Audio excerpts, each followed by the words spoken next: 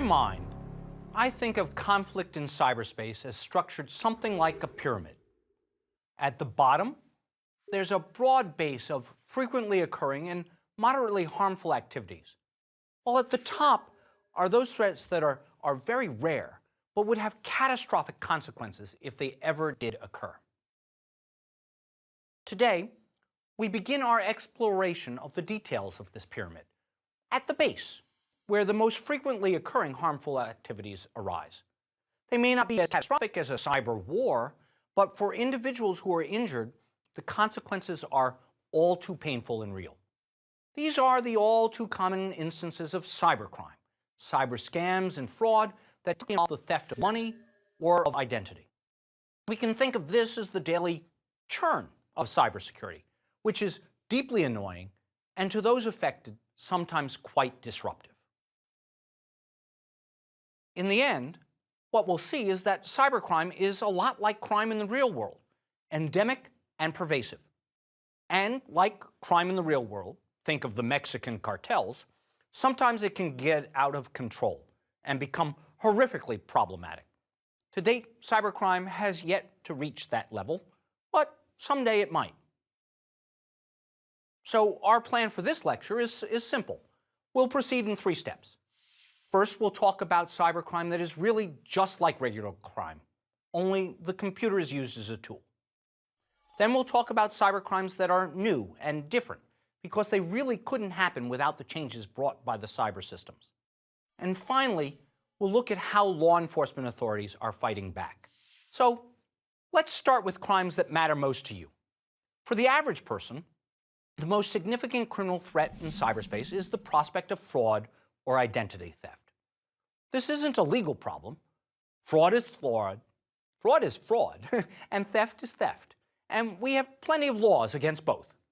In fact, over the last several years, whatever gaps there were in American law have generally been filled, and criminal law now covers most of the situations we would expect it to.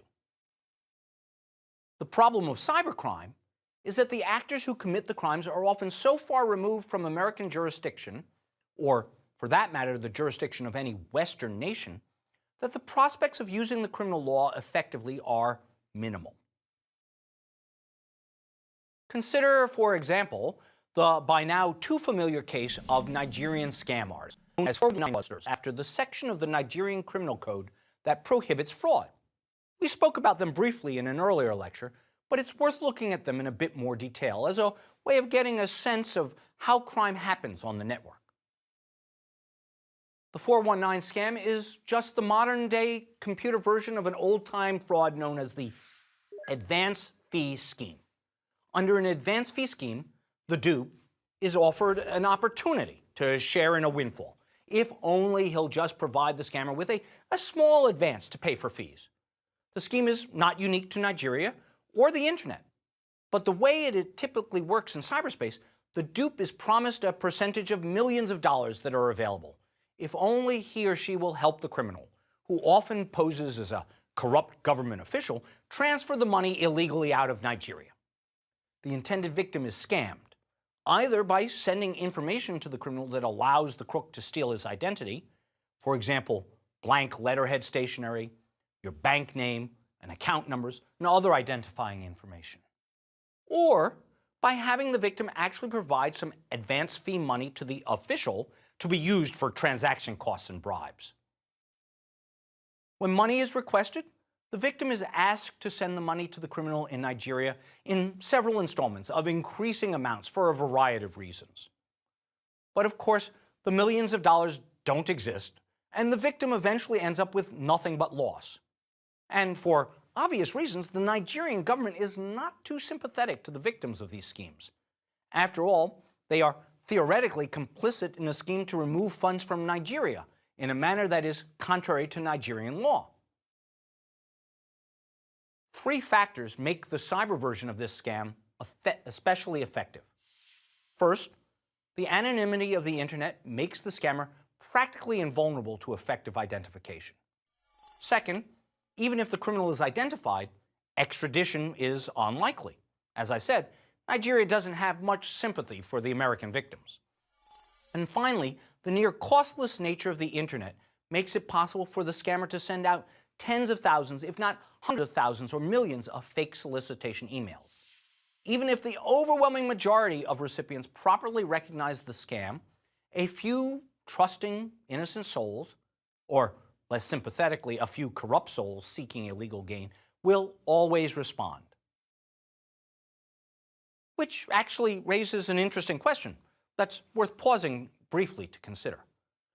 Why are the Nigerian scams so blatant?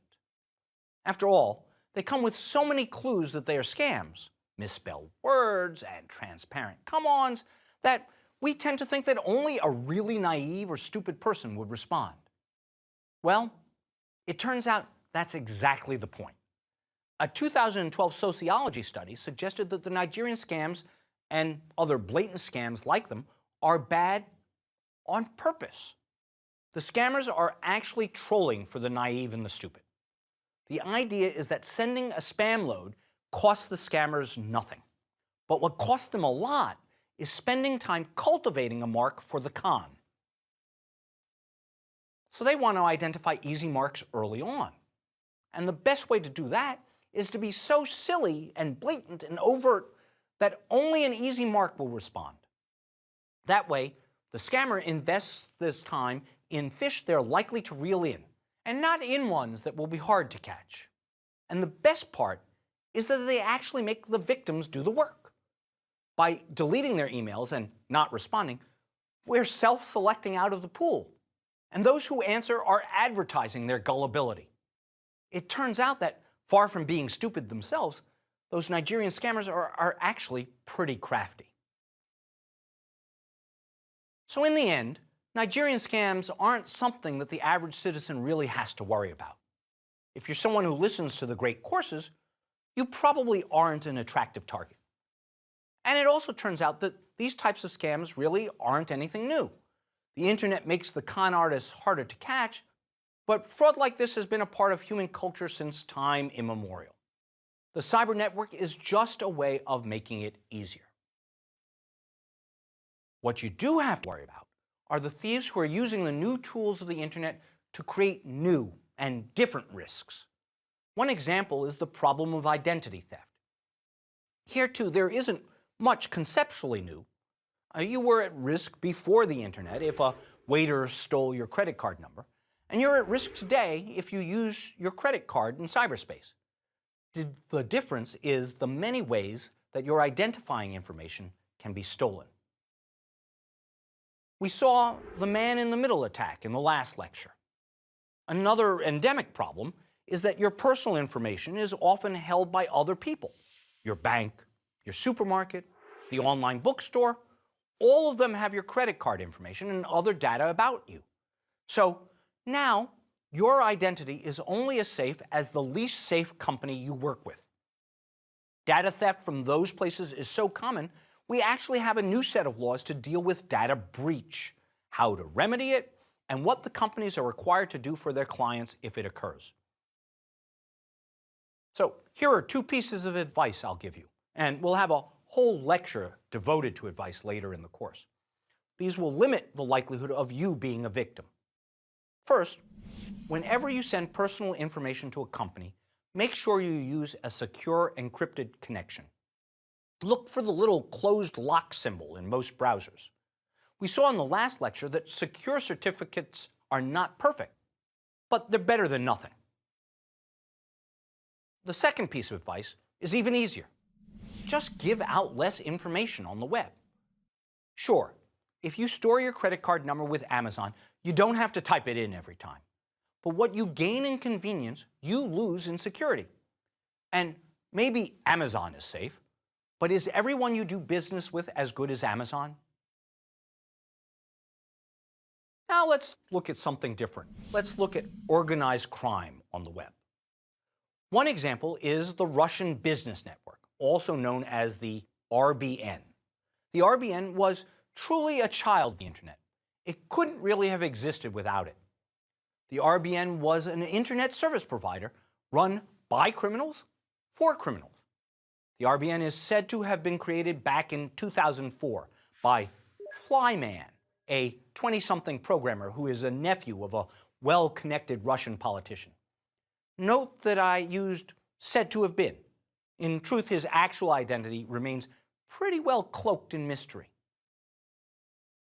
The RBN provided domain names, dedicated servers, and software for criminals, a one-stop shopping center for those who want to be active on the internet. The RBN was sometimes called a bulletproof network because, in effect, users were capable of hiding their criminal activity and were bulletproof against prosecution or discovery in their country of origin. So, to a large degree, the RBN was just another business. It offered access to bulletproof servers for $600 per month, and highly effective malware was priced at $380 for every 1,000 targets. All of this came with free technical support, patches, updates, and fixes. Typically, a bulletproof host like the RBN will have many customers: phony pharmaceutical manufacturers and child pornography websites, for example. It can also often serve as a centralized controller server for various botnets, some of which it rents out at bargain basement prices. The Zeus botnet, for example, is believed to control millions of zombie computers, and it can be rented for just $190,000 a day, or 10 cents per zombie. In its heyday, the RBN was responsible for some of the largest criminal hacks to date. One example is the infamous Rockfish scam. That's fish with a PH, as in email phishing expedition, in which users were tricked into entering personal banking information on the web. This resulted in losses in excess of $150 million. In another incident, the RBN put a keystroke logger program on the computers of most of the customers of the Bank of India. The RBN is also said to have provided some support for Russia during Russia's conflict with Estonia in 2007 and with Georgia in 2008. Under severe pressure from the Russian government, which was deeply embarrassed by some of the RBN's activities, the RBN officially closed its doors in 2008, though many suspect that rather than closing, they simply moved their offices to another location. And even if they are out of business, that doesn't mean that cyber organized crime is dead. In late 2012, for example, cybersecurity firms in America saw evidence of a planned large-scale bank heist, dubbed Operation Blitzkrieg.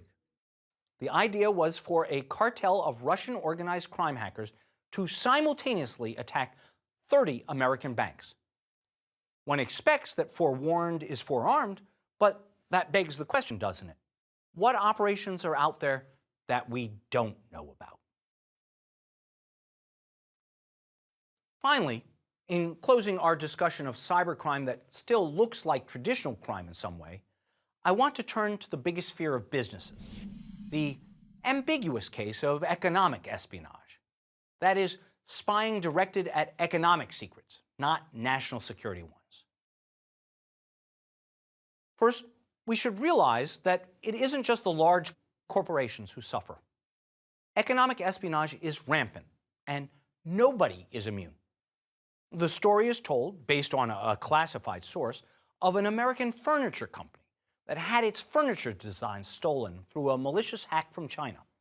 Within months, they were seeing their own designs being offered by a Chinese manufacturer at lower prices, even after shipping costs were included. The American company was soon out of business.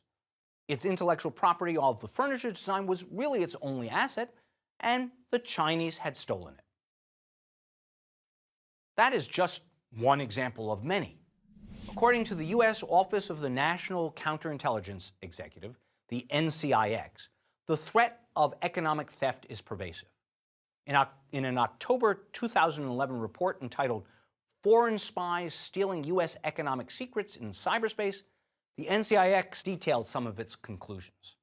Quote, U.S. private sector firms and cybersecurity experts have reported an onslaught of computer network intrusions that have originated in China, and Russia's intelligence services are conducting a range of activities to collect economic information and technology from U.S. targets. We even see some espionage by our so-called friends and allies who want to steal American ideas. Plainly, all of this activity is both a cyber crime and, at the extremes, a significant cyber threat to national security. At some point, economic espionage, especially of companies in the defense industrial base who manufacture our weapon systems, for example, at some point it blends into national security espionage, and criminality becomes spying. The line between the two is fuzzy indeed, making cybercrime both a problem in itself and part of the broader problem of conflict in cyberspace. Now I want to shift gears a bit and turn to a different type of crime and away from the issues we've been talking about so far in this lecture.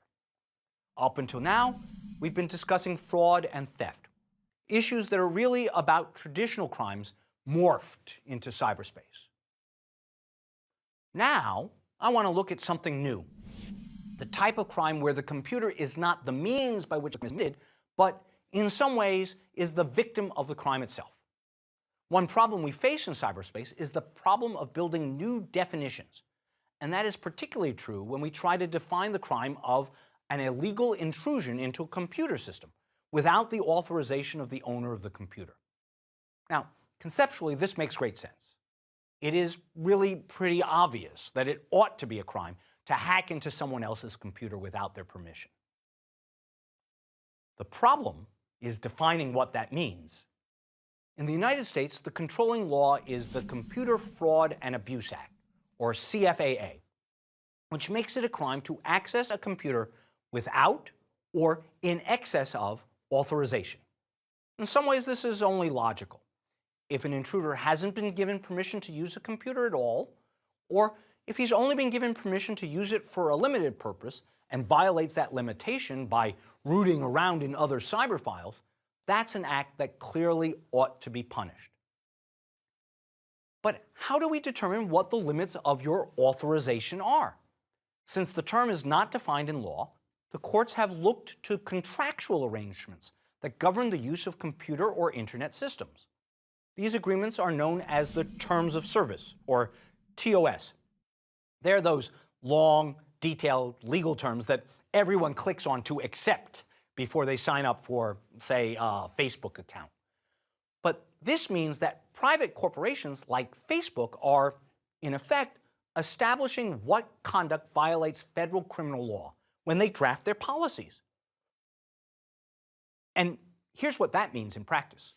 3 U.S. federal courts have said that an employee, for example, can be prosecuted under the CFAA if he or she exceeds an employer's acceptable use policies for the company network. That means that an employee who works for an employer who limits, say, personal use of the internet can, in theory, be prosecuted for a federal crime for accessing the Fantasy Football League webpage. Now, to be sure, one federal court has said that's wrong, but still, the effect is pretty stunning. What this new rule does is create computer crimes for activities that are not crimes in the physical world. If an employee photocopies an employer's confidential document to give to a friend without that employer's permission, there's no federal crime, though there probably is a contractual violation. However, if the same employee emails that document to a friend, that's a CFAA crime.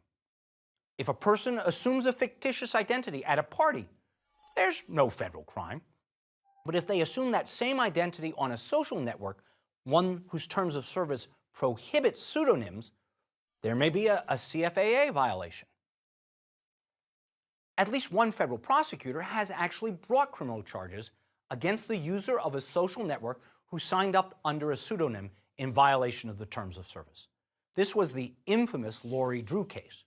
It involved a woman, Lori Drew, who created a fake MySpace account and then used it to verbally abuse a teenager who was in conflict with her own daughter. The harassed teenager committed suicide, and Drew was charged with a federal crime because MySpace doesn't allow pseudonyms. Now, it may be that we're comfortable with this state of affairs, where we rely on prosecutorial discretion to decide when and when not to prosecute everyday wrongs, like lying about your age on a dating service, as crimes. But it's at least passing strange that the law can be used to prosecute someone for, say, telling a fib on a dating website, which is against the rules of most sites. That seems to be a bit of a stretch, doesn't it? There's another problem with the CFAA. The way it's written, it's probably illegal for a company under attack to defend itself effectively. In fact, most of the more reasonable actions that a private sector actor would take in defense of its own internal networks are likely violations of the CFAA. As we've discussed, under the CFAA, it's a crime to intentionally access a computer without authorization or in excess of authorized access. But the most successful defensive measures often involve using beacons or other forms of surveillance inside the bad guy's computer to identify the source of the attack. In other words, using code that you put in your attacker's computer to trace the attack. Once identified, another effective countermeasure might be to flatline the attacker's IP address. That is, arrange for it to be taken down. So sometimes the best defense is a good offensive response, where you go out and find the person who is attacking you and attack him in return. These types of defensive countermeasures sometimes go by the name of hackback, and they're probably crimes under U.S. law. At least that's what the U.S. Department of Justice says. Almost invariably, any protective actor will involve accessing a computer without the authorization of its owner, who may sometimes even be an intermediary, and obtaining information from that computer. And so, almost every aspect of private sector self-help is, in theory, a violation of federal law and therefore a crime. The idea that you might be criminally prosecuted for defending yourself often deters private sector actors from, well, defending themselves. So here we are, seemingly at the mercy of criminal networks and botnets that spam us and attack us almost at will, wreaking criminal havoc on the world. Victims can't defend themselves, so what are we going to do about the problem? Well, for starters, it is possible, though very difficult, to actually take steps to cut off a criminal network at the knees and kill it. The effort requires a great deal of time and the investment of significant resources, but it can be done. The United States has begun a program of using in-rem actions to prevent servers from continuing to host botnets used for distributed network attacks. In-rem, that's a legal term. That means against the thing. Most lawsuits are against a person or a company, like US versus Jones or Megacorp versus small company. This less frequent type of action is against the thing itself, like the servers controlling a botnet. The virtue of an in-rem action is that you don't need to know who owns or controls the thing. You just need to know where the thing itself is. This new program was first deployed in April 2011 against a botnet known as the CoreFlood botnet. CoreFlood infected more than 2 million computers around the world. Its operators used the system to steal more than 500 gigabytes of sensitive banking information, resulting in untold financial losses to corporations and individuals. To combat this threat, the U.S. federal government asked a court to let them behead the botnet network. Remember how botnets always phone home for instructions? Well, the government intercepted those messages and sent the zombies commands to telling them to quit instead. So what this means is that the government sought and received authority to send software commands to computers owned by private individuals located in the United States that had unknowingly been infected. If you think about that, the overarching principle is pretty unusual and maybe a bit spooky. Without your permission, the government may order your computer around. Now, granted, this was all in a good cause and with court supervision. And really, are you going to complain that the government helped you clean up your infected computer? But still, the doctrine that the government may interfere with your own computer usage is, well, it's a thought-provoking step. The government has also used in-rem proceedings to fight online piracy. That is, the illegal download of movies or music in violation of the rights of the copyright holder. For example, in November 2010, the U.S. Department of Homeland Security coordinated the seizure of 82 domain names of commercial websites allegedly engaged in the illegal sale and distribution of counterfeit goods and copyrighted works. They've continued to do that every November for the last 2 years. It got authority from a U.S. court to order the owners of the servers hosting the websites to take the websites offline. More controversial, a recent legislative effort to combat piracy by requiring internet service providers to divert internet traffic away from domain names that are identified as trafficking in stolen content. Supporters say, accurately, that piracy is rampant on the web and that something needs to be done. Critics, on the other hand, say that diverting traffic won't work. It's a web, after all, and that the technology used to divert the traffic like this will interfere with projects to secure the web, like DNSSEC that we talked about in the last lecture. In particular, Congress's consideration of 2 bills that went by the acronyms SOPA and PIPA so upset the internet service providers that they organized an internet protest to black out the web in January of 2012. We'll talk more about that blackout in the next lecture. The downside, of course, is that if content providers like filmmakers and musicians can't protect their own interests in their creative intellectual property, we may, in the long run, have less creativity. The framers of the Constitution recognized the value of protecting innovation through a patent and copyright system. That's why it's in the Constitution. So, as with most things cyber, the problem is that we are struggling to find the right balance, how to protect intellectual property without criminalizing the free flow of ideas. These in-rem tactics, going after the servers and the content on the web, suffer from an even greater flaw, though. They only work in the United States. But a large fraction of the criminal problem lies overseas with criminal networks and actors who hide outside the country. The reality is that cybercrime is predominantly transnational in character. You can see why that makes cybercrime so hard to solve, and even harder to prevent. There are significant forensic challenges to actually solving the crime.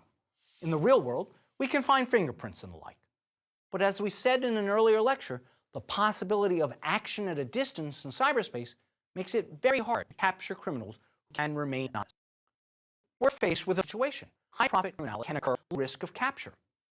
Deterrence on its head. Deterrence only works when there's a credible threat of arrest and punishment. But arrest and punishment are not possible if you can't attribute a crime to a specific perpetrator. And the nature of cyberspace makes attribution viciously difficult. Then there is the international scope of the problem. In many ways, the situation is a lot like the challenge that faced state law enforcement officials prosecuting Depression-era bank robberies. The robbers could escape investigation and prosecution simply by crossing state lines, changing jurisdictions, and hiding behind differing laws. The criminal duo, Bonnie and Clyde, wrote a famous fan letter to the Ford Automobile Company to thank them for providing them with the way they escaped justice. The solution there, of course, was to federalize the crime of bank robbery and effectively eliminate the boundary problem. The U.S. government could do that with the stroke of a federal legislative pen. Unfortunately, in the international context, that kind of agreement isn't realistic. Today, we're just at the beginning of constructing a transnational set of procedural rules for cybercrime. To date, there's only been one real effort to develop an international approach to cybercrime: the Convention on Cybercrime developed by the Council of Europe. The goal is to ensure that there are no safe harbors for cybercriminals. But the process is slow, painfully so. Only 37 countries have ratified the treaty since it was adopted in 2001. The signatories to the treaties have agreed to cooperate in transborder investigations of cyber incidents.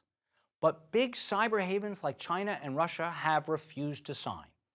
Even worse, even the countries who do agree to cooperate are stuck using out-of-date methods for legal cooperation. Countries sharing cyber information must use procedural tools that go by quaint names like letters rogatory that were first developed in the 1800s when cyber was not even a glimmer in anyone's eye. As a result, there is a growing consensus, though it is far from unanimous, that the Convention on Cybercrime doesn't work that well. And yet, without it, the broad expanse of cyberspace becomes a much easier place for criminals to hide. It's a confounding problem. Well, that's a short introduction to cybercrime and all of the rogues who work at the bottom of the cyber pyramid. In the next lecture, we'll move up a level and start talking about hackers and activists. I look forward to continuing our discussion soon.